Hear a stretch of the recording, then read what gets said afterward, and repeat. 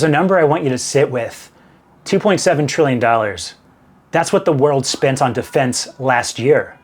This is a 9.4% jump in a single year, the steepest increase since the end of the Cold War.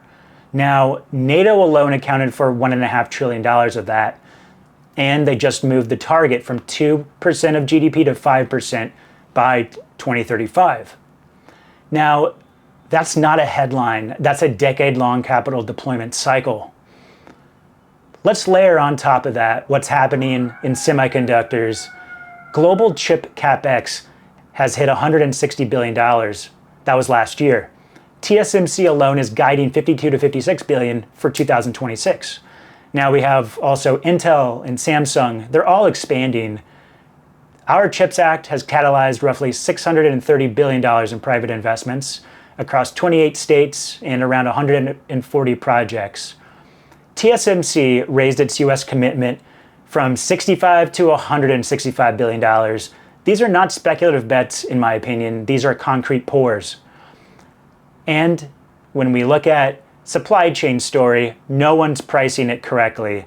China controls over 80% of rare earth processing and also 94% of permanent magnet production. When Beijing imposed export controls on 7 heavy rare earth elements last year, European prices spiked to 6 times Chinese levels almost overnight. The US and Australia responded with an $8.5 billion critical minerals pact, and the EU set a target to process 40% of its own consumption domestically by 2030. That's a massive reshoring of strategic inputs, and it needs capital. Here's the macro picture.